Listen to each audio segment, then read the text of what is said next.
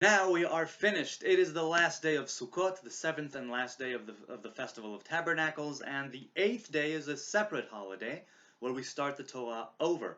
We end it with final verses of Deuteronomy and the death of Moses, and start it over with the beginning of Genesis and the creation story.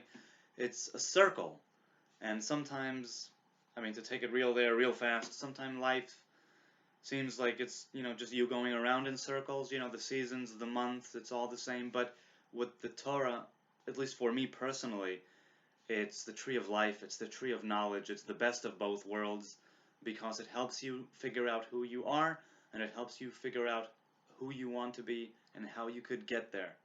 It's it's a psychological and spiritual journey for me, being a student of the Torah, of the Hebrew law, and everything that has to do with it, whether it's the written Torah or the oral one.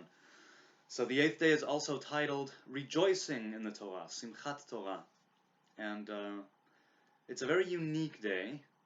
It's a day that I find to be very invigorating. It's fun. It's always fun to start the Torah over.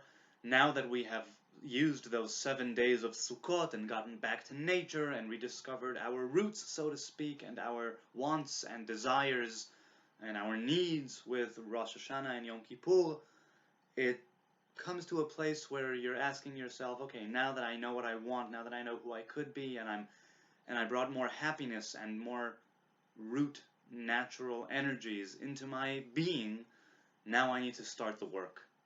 And so that's what this eighth day is about, to be more than you can be. The number 7 represents nature, 7 days of the week, a lot of things having to do with that. It represents the dominion of man in the physical realm, in the physical world, in earth.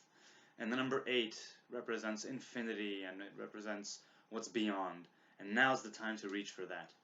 Now's the time to do that, and this is what this holiday is really about for me.